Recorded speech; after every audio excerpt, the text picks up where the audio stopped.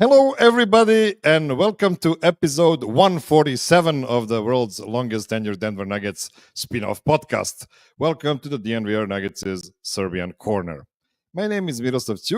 Before we begin, please take a moment to like the video on YouTube, and if you haven't already, subscribe to the DNVR Sports YouTube channel and the DNVR Nuggets podcast channel. The audio version is ideal for your commute or to make your office or home office time more bearable.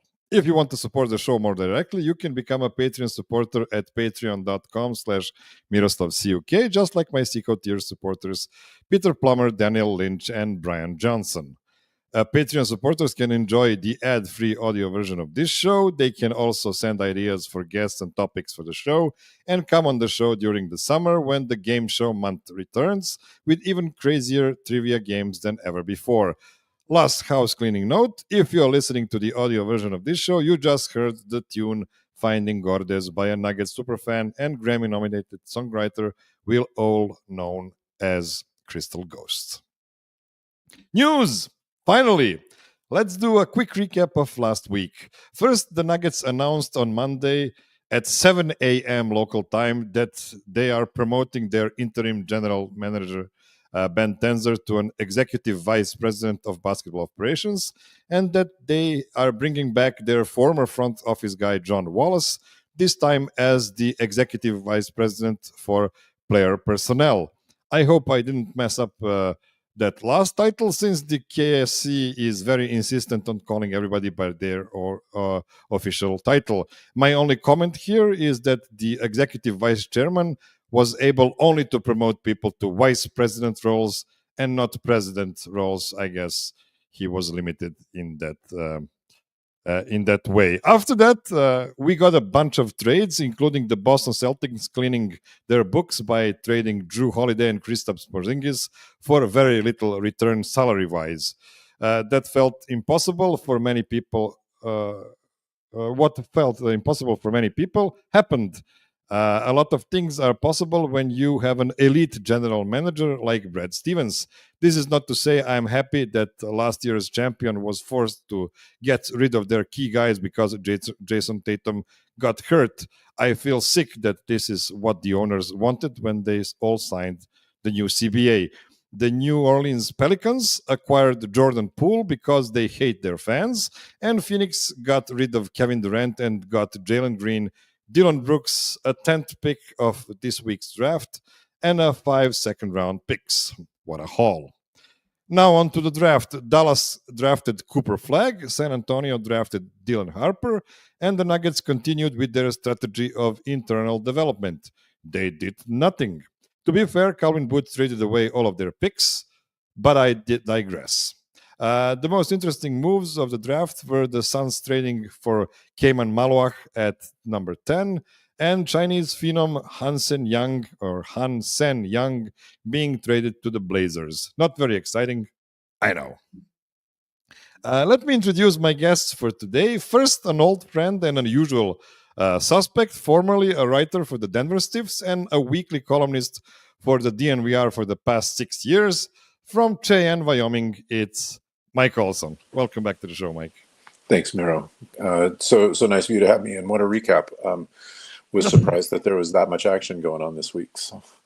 Well, I need to talk something for a couple of minutes because if I'm only letting my guests speak, why is this even called a Serbian Corner? So this couple of minutes intro is all I have really. How's life, Mike?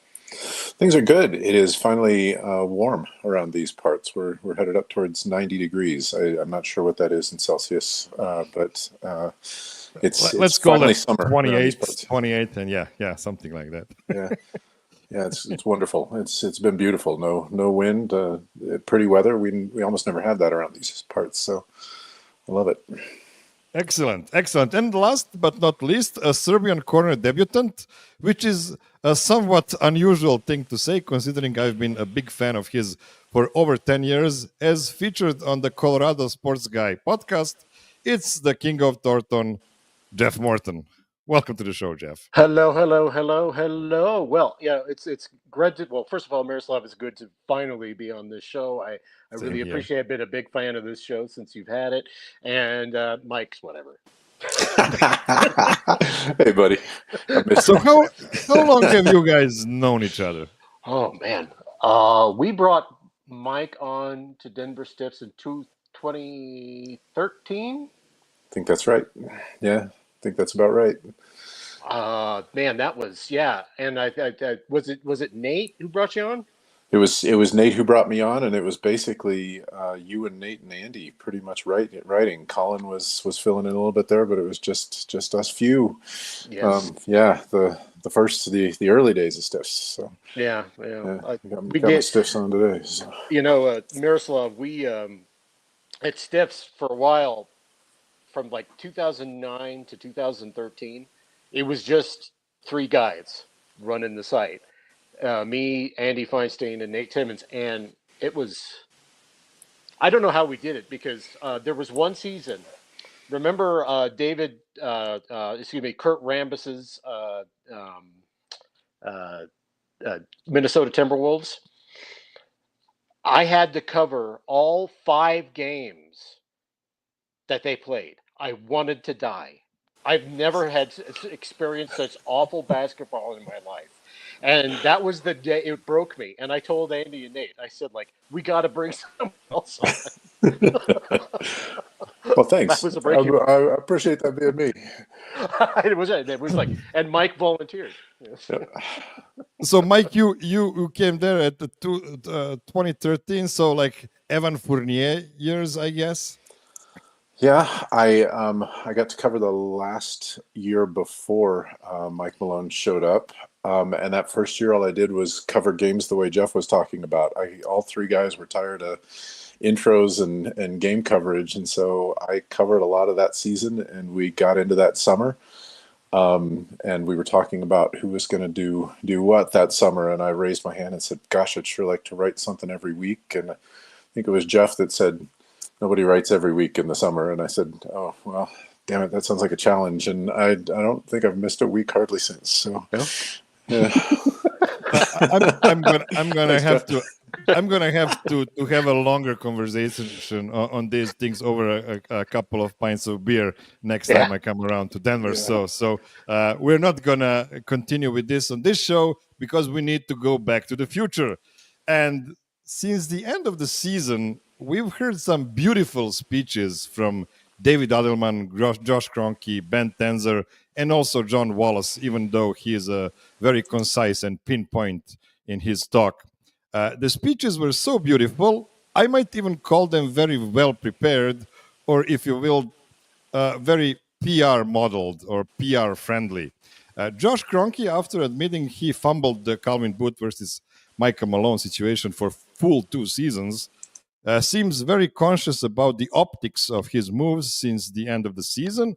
So, first of all, Jeff, do you agree with my assessment? And why do you think that is? Why does he care so much about us buying what he is selling? I think that's an interesting question, because I can only answer that from my perspective, and my perspective is that he is very cognizant and very aware of what is said, very specifically in regards to how cheap the Kroenkes are. And I really do think that's always been a Stan and Josh thing. They're very aware of that criticism. And in some ways it's inaccurate, in some ways it's accurate. In the inaccuracy is that they do pay for players. They when their payroll is just under the second apron, all that stuff. But as far as everything else they spend, facilities, the lag behind the arena is 26 years old. It's just kind of like they lag behind in a bunch of other ways that are important now in the NBA. So when you hear Josh talk about this and you hear talk about these sort of things, you're hearing a guy who hears the cheap thing and he wants to refute that, but at the same time, he is caught in this thing.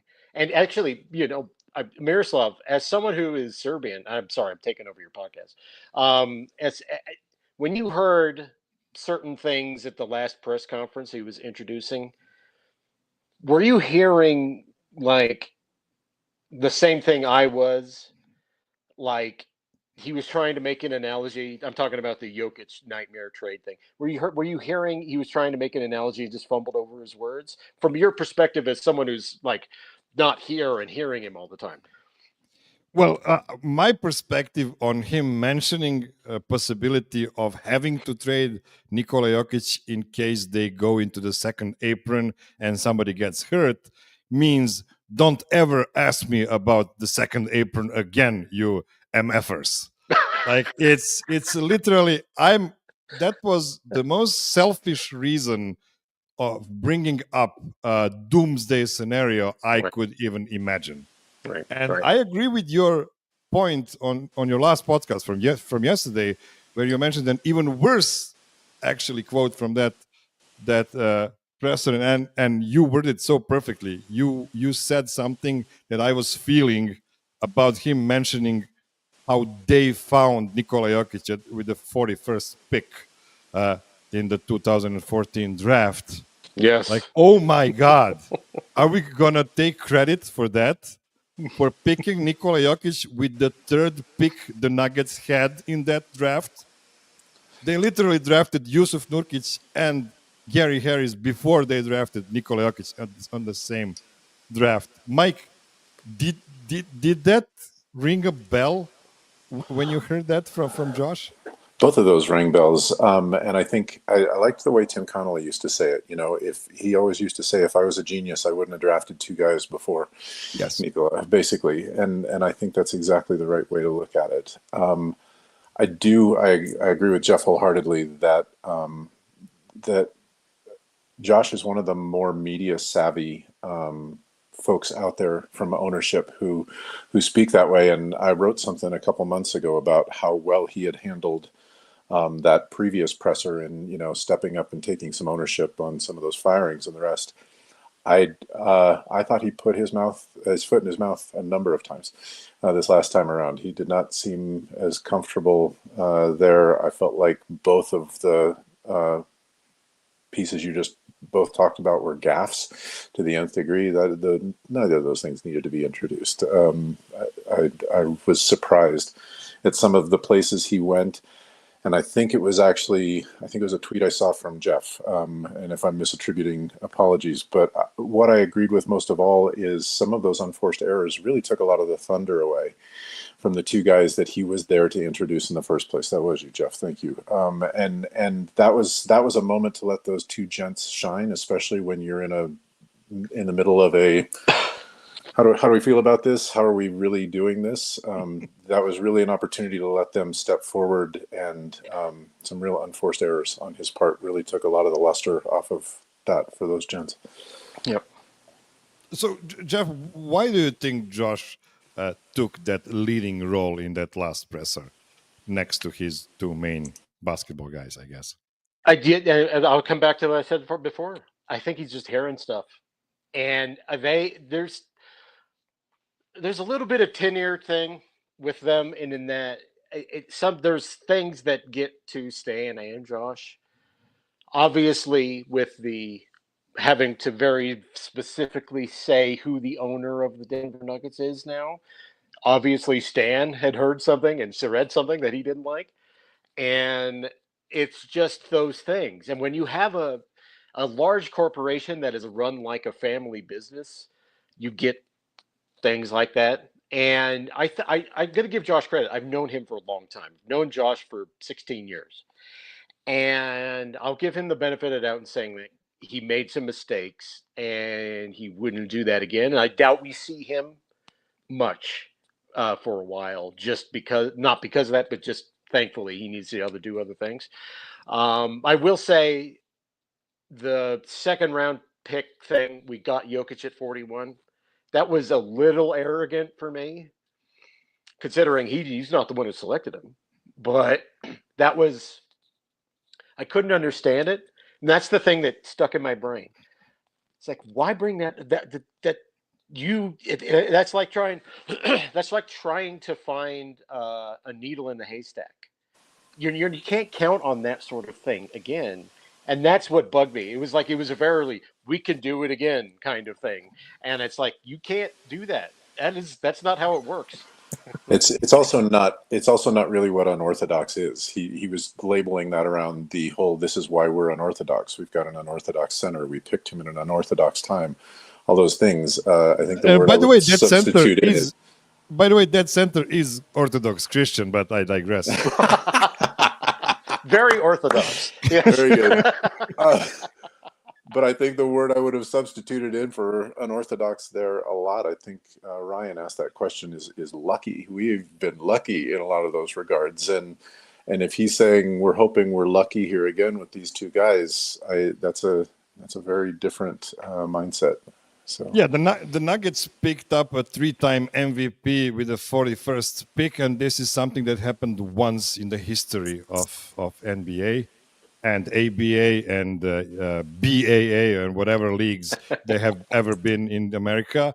But Mike,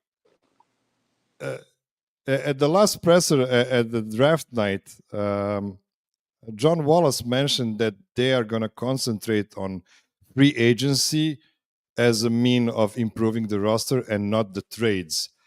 Are they already cooking the frog slowly for us so we don't say anything after they don't do anything in the off season? Or do you think maybe this is a wise strategy of maybe they are actually doing something, but just in case it doesn't happen, now we said, yeah, but this was the plan all along. I think it's a savvy approach on their part in case they don't pull off some of the moves I guess they're hoping to pull off. I saw that, I think we all saw yesterday that on the two-way contracts, Trey was listed as not coming back, I think yesterday or the day before. Just saw something about PJ an hour or two ago. So I don't know if they're hoping to fill in from that end. I certainly like the Tamar Bates pickup, but I do think they're going after free agency, and the 4 bullets that Wallace listed basically could have all just been bench, right? We're looking for bench depth. We're looking for scoring when the starters are out. Well, that's bench shooting. We're looking for point of attack defense. We're not switching out the 2 guys who are starting at point of attack defense, so we're still talking about the bench there. I don't know. We'll see if they can bring in anybody who's meaningful, not just in any of those regards, but all of those regards. So, Jeff, how would you view the Nuggets if they would return with 12 same guys from last year, and then add Bruce Brown as a replacement for Russell Westbrook and a couple of veterans, maybe? Would you consider that kind of roster an improvement to last season, or do you maybe think that their bigger improvement would be possible synchronization between the front office and coaching they didn't have last couple of years? I think that it would signal to me they're happy with 50 to 51 wins and being in the same position they were this last year, in that get to the playoffs and give yourself a chance, that kind of thing. And I've described it as taking Jokic for granted and actually, it's 2 things simultaneously: taking him for granted and then relying on him too much. And it's like they're trying to split the baby here, to do the old speaking of orthodox, to do the old Solomon thing and split the baby. What they're trying to do is just have it both ways. And the problem is, once you ride this line, the interesting thing is, like, I don't know if you guys remember, in Josh's press conference in 2023, It could be where he started talking about contracts signed by the last CBA. And that's obviously referring to Michael Porter Jr. and Jamal Murray at the time and Nikola Jokic. And obviously Nikola Jokic is in a separate category. But the implication is that the contracts are what's keeping you from being able to do things. They are aware of it. They know it. But they also have a reluctance to move away from him. They don't want to move away and do what the Celtics have done and trade Kristaps Porzingis and Drew Holiday and get themselves financial flexibility. Now, obviously, it's different because of Tatum's injury, but they don't want to do that. They don't want to get worse to get better. They want to get better from where they are right now, and that's one of the hardest things to do. So you're left with signing an TPMLE guy and minimum contracts and hoping that gets you the tiny margin to where you can make noise in the playoffs. I don't happen to agree with it, but I think that's their plan. Okay, let's take a short break and then we'll talk about what if they are gaslighting us, what if they actually are planning on doing something and not just bringing everybody back. Don't go anywhere.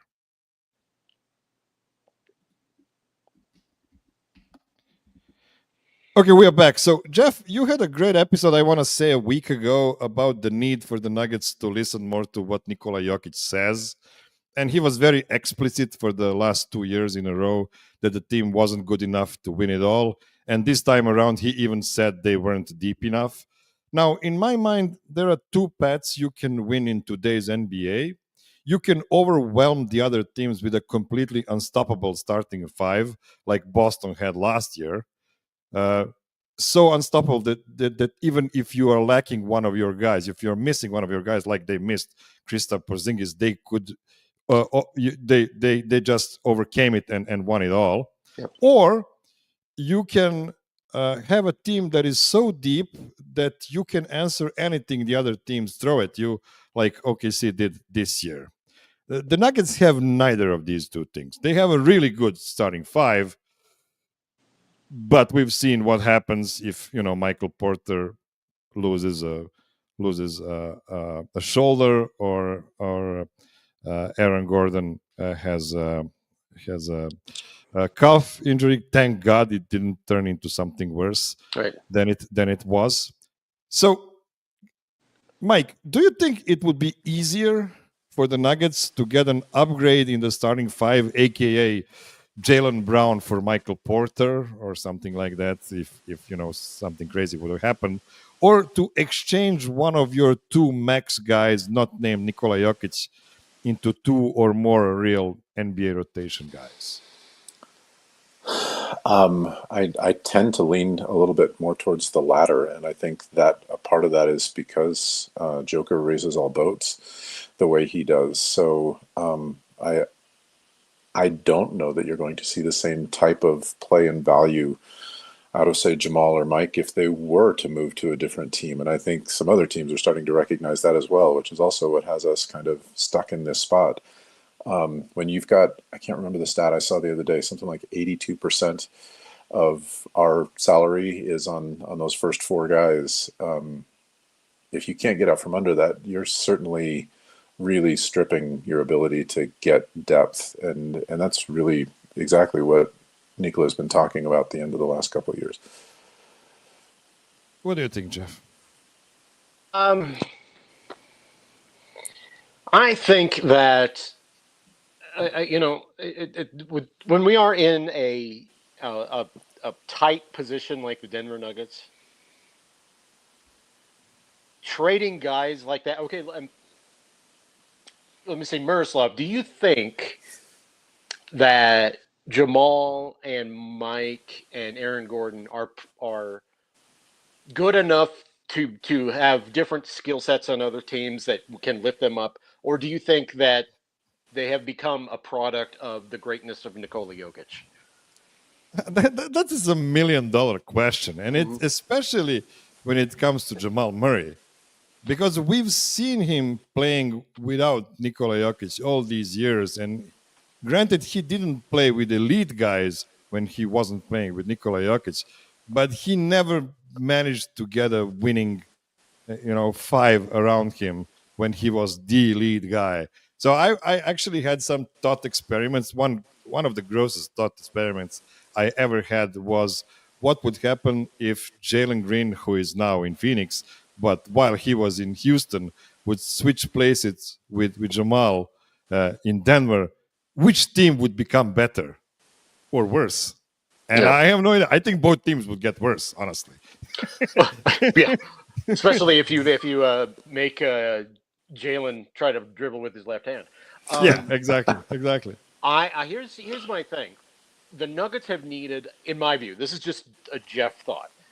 Nuggets have needed a guy who can be independent of Jokic. They needed a guy who can get out to the second unit and just run it the way he runs it. Kind of like I always bring up Scottie Pippen. Scottie Pippen was able to run the Bulls' second unit in the 90s, and he was able to actually be essentially the point guard of those second units and be the production there. He almost took them to the Eastern Conference Finals without Mike. 1994, right. The best coaching job Phil Jackson ever did was that year, and I think that the Nuggets have lacked that, and that is why Jokic is being over-relied on. The team is so reliant on Jokic that it's almost like, at this point, I'm sure in the back of Jokic's mind, I don't know for sure, but I'm sure in the back of his mind, he's like, "Get me a guy who could just do some stuff." And it doesn't have to depend on me getting him open on things, because that seems to be the problem. The Nuggets just lack a guy who can go out there in the second unit and just be an anchor. And because Jamal's never been able to do it. And I wish the Nuggets were able to get that. I don't think it's available with the tiny amount of money that they got. But they need a guy who's able to get out there and just tear it up and be that guy who can get the production of the second unit outside of Jokic, which I think is the thing that will make him more durable for the playoffs. I wonder, though. I mean, they've tried Jamal at that, and you're right. He's been terribly unsuccessful there, and Mike was even less so. Aaron has been a somewhat successful second team guy that way, and I wonder if when we get him back, I mean that calf injury that was bedeviling him in the playoffs was pretty much within the whole damn season. I think a healthy AG this next year maybe does make a bigger difference than we're talking about that way. That's a good point. I hope they have great doctors in Paris, because I think he's in Paris right now enjoying his life as he should. And I need Aaron not to touch the ball or the court for like 3 full months and heal up completely. And if we get him, he has a court in his house. Maybe that's why he left. He left town so he wouldn't exactly. Be He's getting away from that court in his warehouse. Yeah. Outside, right? Because I will be fair and say that there is a scenario where the Nuggets bring back everybody and just hit on a couple of veterans there, and with David Adelman's new ideas, possibly, give more rest to Nikola and to Aaron and to Jamal. Honestly, Jamal played too many minutes last year, even though he missed quite a few games. He played too many minutes in games he did play in. It's hard for me to imagine a scenario where they are able to rest their guys and not start from the play-in next season, because West is, as per usual, getting better. You have Houston now, who will theoretically be better than they were this season. There are some other frisky teams there. San Antonio is on the come up, probably. God knows.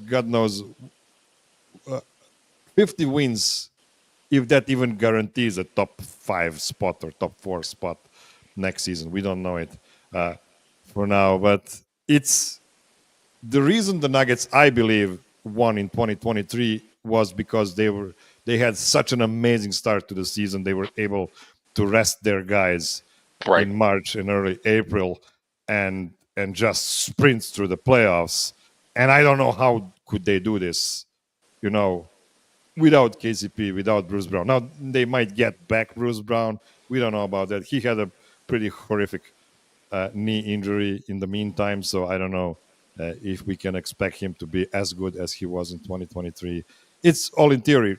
We're talking about Bruce Brown coming back like it's actually happening. We have no idea. Maybe instead of Bruce Brown, we get a Dennis Smith Jr. and this is our great hope for next season. Oh God, I'm trying to be more optimistic. Ouch. I just started a sentence with a positive outcome for the season, and then I came back to Dennis Smith Jr. I'm so sorry. Take it away, Mike. No, I just was saying ouch from the perspective of wow, you did a complete 180 there. I have this weird fascination with us maybe doing like an old home week type of a season this year and bringing back Bruce, bringing back Gary. Gary is also not the player he used to be. I wouldn't even mind another guy that used to be an interesting Joker replacement. Mason Plumlee is hanging around out there, and those three guys, I would at least be interested if we had them back. I know they're not the players they used to be, but they all know the system. They all know Joker. I think we could get pretty seamless if we had people in who had some past experience here and could hit the ground running, basically. So, yeah. So Jeff, you asked me about the other guys being good on another team without Nikola Jokic. You know what's interesting? Every guy who had a good season with the Nuggets got a good contract after leaving the Nuggets, but only one good contract. The second contract, after not having that shadow of Nikola Jokic on them, would be either a minimum deal or something like that. Does that show you where the things are?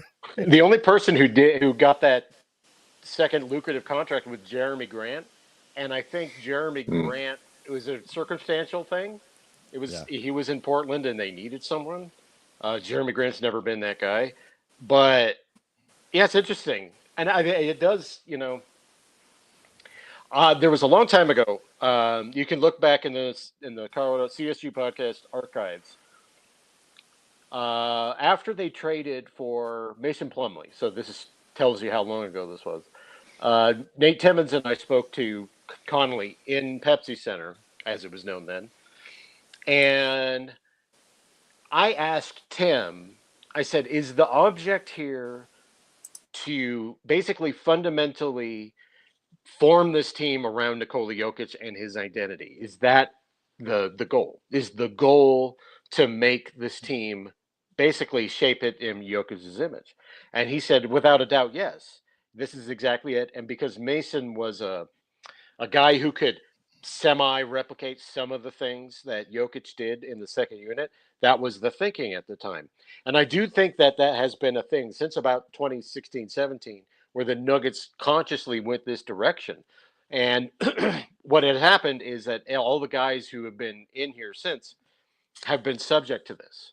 They've been subject to be able to play next to Jokic. And the thing is, as someone used to say who was recently fired, not everyone can play with Jokic. And I think they're getting caught in that right now. That's my view, is that they're getting in the not everyone can play with Jokic area, and the Nuggets are they're not in a good position to get their way out of it right now. Okay, let's take another break, and then we are going to talk about a couple of guys who are expecting extensions this summer. Don't go anywhere. Okay, we are back. So, a couple of guys who are expecting extensions this summer. First, Peyton Watson. He is entering the last year of his rookie deal. I'm sure it is in his mind how to get the best possible annual figure for his next contract.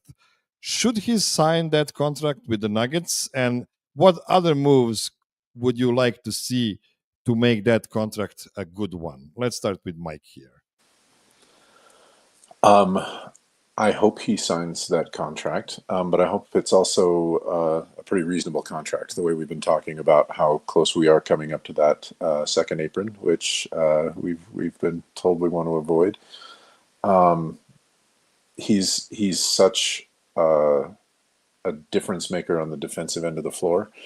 And I think there's still a lot of room for his offensive game to grow. I'd like to see him stick around, but only at the right price. I honestly think that, especially if he was thrown into a completely different system, he'd have another couple of years of struggling and piecing it together before he really became a contributor for somebody else. So I think we've got a good inside shot at that contract, I hope. So, Jeff, the Kroenkes or the Nuggets said that they're not going to trade anybody away. They want to keep their guys. And in order to keep their guys, they cannot have young guys off their bench playing on large contracts. Now, would you think it would be reasonable for him to sign a contract in the ballpark of like 3 years, 24 million, and try to get away from Zeke Naji's contract so he practically replaces Zeke Naji's part of Denver Nuggets cap sheet? But on the other side, who's taking the 3 years left on Zeke Naji's deal? Oh, man. Michael, remember this. Remember Al Harrington? Very well. Al Harrington signed a mid-level exception deal for the Nuggets back in 2010. And it was something like, it was like 3 years, 24, 25 million, something like that, as I remember. That's kind of the perfect, I call it the Al Harrington contract. That would be pretty much the perfect thing for Peyton. I think you're right, Miroslav, and I think they need to find a way to move on from Zeke. I don't think it's going to happen, unfortunately, but I yeah, my kingdom for a Zeke Naji trade, but I think that that would be the optimal thing, is that you have Peyton replacing Zeke's role entirely. Well, whatever role that was, he barely played for the last couple of years. But him replacing that would be better. I would love if that you were able to do that, because Peyton on $8 million, $9 million a year would be perfect, to be quite honest with you. That's about where you really need him. So if they were able to sign him to that contract, I'd love it. The other guy differently.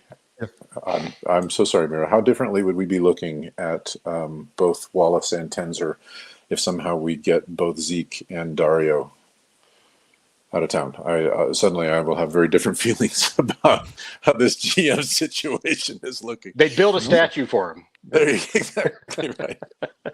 We just saw Boston Celtics save like $35 million in contracts, but via 2 trades, and got some assets for it. Like they got some second rounders as a award for what they did. Now they did lose, a couple of guys on near max contracts, but it just shows you that it is possible. And every time somebody tells you it's completely impossible, we see that thing every day. Like it happens to certain teams, and why doesn't it happen ever to my team? That's my question. So the other guy is Christian Braun, and he has been nothing but excellent for the Nuggets since he arrived 3 years ago. Is his extension a no-brainer one, or should the Nuggets explore other possibilities with Christian? We just saw Naz Reid signing a 5-year, $125 million contract with Minnesota Timberwolves. So that's a 25 per year contract for Naz Reid. Should Christian get more than that? Less than that? I think personally, I think he's a 23 to 25 million guy. You can't give him 30. You cannot give him 30 million per year. That would completely obliterate their cap sheet, and quite frankly, it would be irresponsible to do that. Now, it seems like you're splitting hairs when you go from 23 to 30 million, but that 7 to 5 million makes it. That's a Zeke Naji extra. Yes, there's a whole Zeke. There's a Zeke gap. Yes, but you got to get him around 23, 25 million. You just cannot give him 30. No offense to Christian, but that's just their cap sheet would be obliterated if they did that, unless they think he's going to be a tradable asset. That's another possibility. I still think that takes that number we talked about earlier, that 82% on those first four guys. You put him at 30, you're 92, 93 on just your starting five. That's you can't play that way. So, yeah. I mean, you could, but if we're talking about Christian as a tradable contract on his second contract, he's even more tradable now on his first contract, on his low value contract. He is, in my mind, the best trading chip the Nuggets have, the best positive contract they have, outside of Joker, because we are not Josh Kroenke. We are not talking about trading Joker. So I'm just wonder if Christian would be what's the phrase? Buy out of jail. What's the word? There's a phrase like get out of jail card. Yes.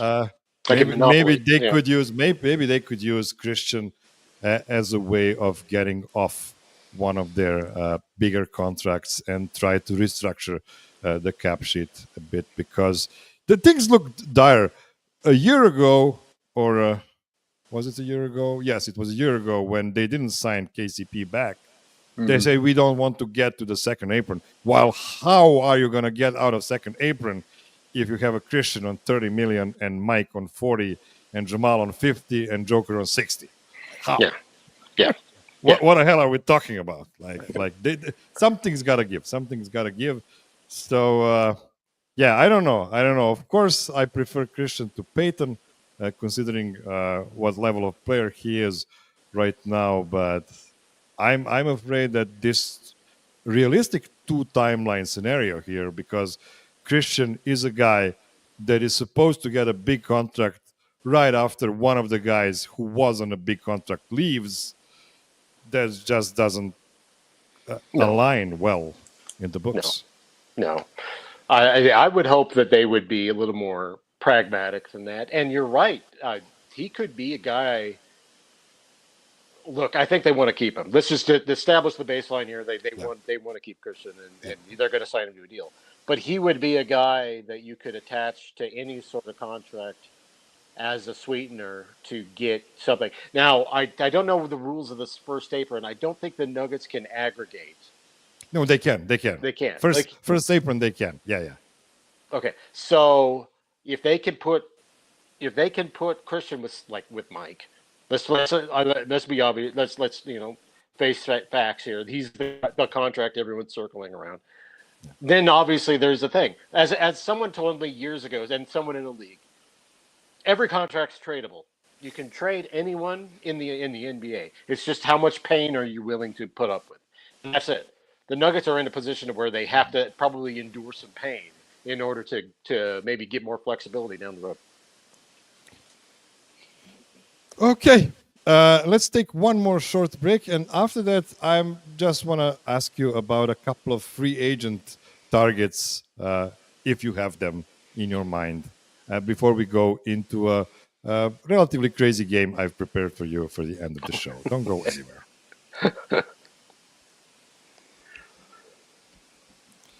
Okay, we are back. So, Mike, do you have a favorite taxpayer Emily or a minimum contract guy you would like the Nuggets to sign? I am certain that it's because of fun memories from a couple of years ago. But yeah, I want Bruce back. I think he makes a ton of sense for how we play and what we need. I'd love to make him that guy, but I think that's the popular opinion too. So jumping on the bandwagon with that one. Jeff? Al Horford. Yes. Here's the thing. He's I mean, in NBA terms, he's so old he no longer leaves fingerprints. But he also he also is very productive for that elderly state. So I would go for Al Horford because he'd be the absolutely perfect backup for Jokic. And he's a good defensive player, and I would definitely go for Al Horford. That'd be my dream. I actually agree with Al Horford pick because, I think backup to Nikola Jokic should be a priority this offseason. Every year we come into the season and say, the backup center, that's not the position you really need to invest money in because when the playoffs come, nobody's going to play the backup center. Well, maybe, but you still need to get to the playoffs in one piece.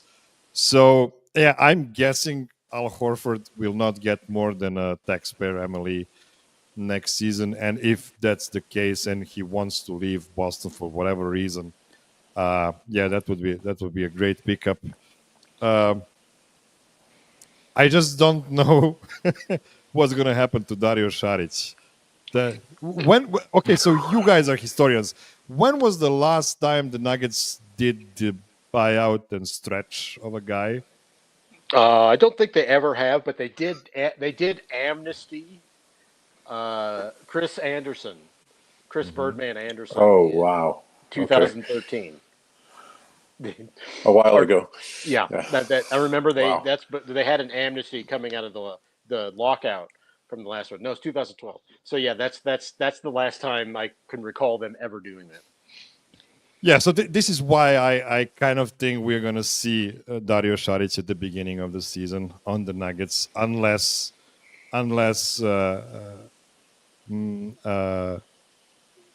John and Ben show us they're actually wizards and find a team that will take his contract. Because I don't think they're buying him out. That would be just too costly for them. That would even further hamstring them next season.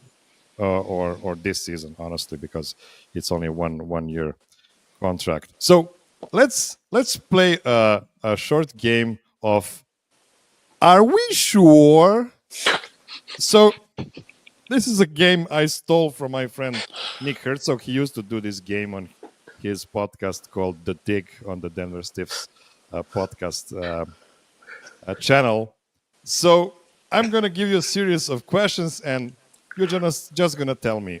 So, Mike, are we sure Vlatko Čančar is not coming back next season after 7 years on the Nuggets and being Nikola Jokic's best pal on the team? Not perfectly sure, but with all of the other things they've moved on from in between these two seasons, I'd say it's the strongest chance of it happening. I feel pretty strongly that he won't, but would not be at all surprised to see him back, I suppose. What do you think, Jeff?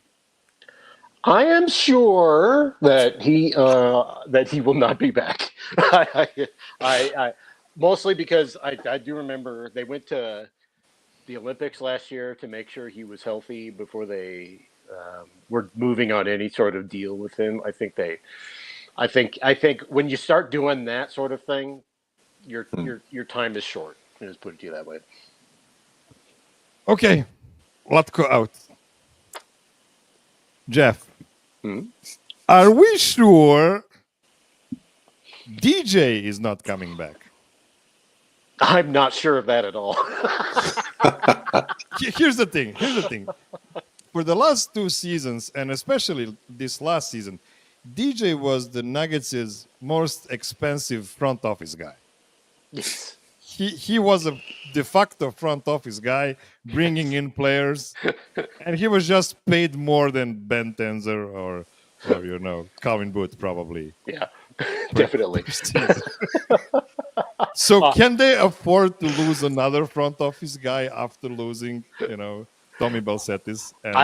I'm surprised they haven't offered him if they haven't yet, offered him a front office spot.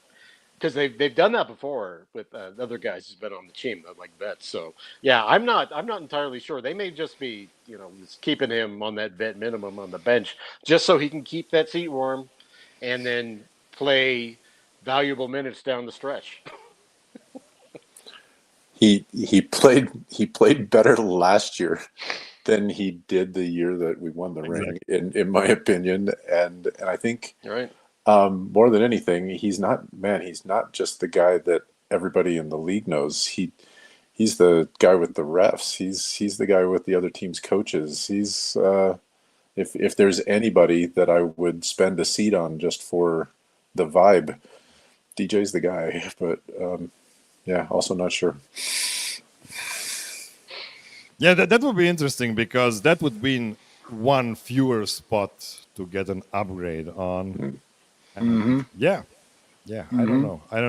I'm just gonna say you cannot have both DJ and Dario back next season. Like you need to optimize that by losing at least one of those two guys. Yeah. Okay. So I already asked about Bruce Brown being an upgrade on Russell Westbrook. So I'm gonna do one more that is not Nuggets related at all. It's related to the just finished draft, where Ace Bailey was drafted by Utah Jazz, but he doesn't want to go to Salt Lake City. He doesn't want to have anything to do with it. Now that might change in a couple of hours, really. Like we might just get an update from Chris Haynes saying that, yeah, Ace Bailey is actually delighted to be a part of the Utah team. A Haynes stuff brief? like that. We're going to get a Haynes brief? Yeah. So here's my question, and I'm going to explain it to you before you answer. Are we sure Ace Bailey isn't a pioneer here? And here's what I'm thinking about. So it sounds completely insane what he's doing right now. So he wants to be the first guy ever to be drafted and not to go to the place he was drafted at. Maybe you can say I'm wrong. Maybe somebody already did that in the past, but not recently for sure. Here's the thing. Player empowerment is a big word everybody is using, and I'm sure that the NBA owners hate player empowerment more than anything. The league probably likes it because in the end, the superstars go to the big markets, and that's what the league wants. So I don't think the league itself has anything against it. But the NBA is the only basketball league in the world where you are not allowed to choose where you play for with your first contract. That doesn't exist outside of NBA anywhere in the world. And somebody might tell me, yeah, this is why the league is so successful. This is why they have so many things in their control. This is why they can generate all the revenue. That's possibly true. It's just that, like, maybe there are more Ace Baileys coming up, and just everybody doesn't go anywhere to work out before the draft, and everybody has their favorite 3 destinations, and there's a lot of agents moving around, stuff like that. Can we see a different draft going forward because of things like this, or is it just Ace Bailey, you just have a horrible representation and you need to fire your agent and everything will be fine again? Okay. There's how much of a history lesson you want? Because there's actually this happened with Steve Francis in 1999. He did not want to go to the Vancouver Grizzlies, and I forget where I think is that where he ended up at Houston, or was it? Well, that's where Houston. he ended up in Houston. Yeah. But it doesn't happen frequently in the NBA. It actually happens in the NFL more frequently. Yeah. We know here in Denver, John Elway didn't want to play for the Baltimore Colts. Today's birthday boy. And he came to Denver. I don't know. You know, I'm with you. I don't like the way the draft. I hate the concept of the draft. I think you should be allowed to choose where you go. It's a very anti-labor thing, but it also is a thing that is trying to guarantee that good teams and big market teams don't monopolize everything, you know. And I don't see it becoming a trend because I think Kristaps Porzingis did this in 2015, and he didn't want to go to Philadelphia. That was the peak process era of Philadelphia, and he didn't send them their medicals. He didn't work out for them or anything like that. And I believe Sam Hinkie ended up passing on him for, I forget who he drafted, but that's when the New York Knicks got him. So you never know, but I don't see it becoming a trend, to be honest with you. I'm surprised that he didn't go at 3 or 4. Honestly, the way he was rated, with or without any of that, but not at all surprised that Danny Ainge was having nothing to do with any of it. And I haven't seen anything that has actually happened today, but I believe both sides have now announced that he will happily be reporting today to Utah. So we'll see if it actually works out that way. Well, I don't know happily, but he'll be there. It's still Salt Lake City. So happy. Look, I personally don't blame him, but Okay, guys, I'm going to let you enjoy your Saturday, but I have one more task for you, and that is give me one optimistic thought about the Nuggets before we close the show out. I think it's a task. I know. I think the Nuggets will be again good, and they're going to sign someone we don't expect. There's going to be an unexpected signing. This front office wants to prove itself, so they're going to throw a curveball to us, and they're going to sign someone where none of us are expecting.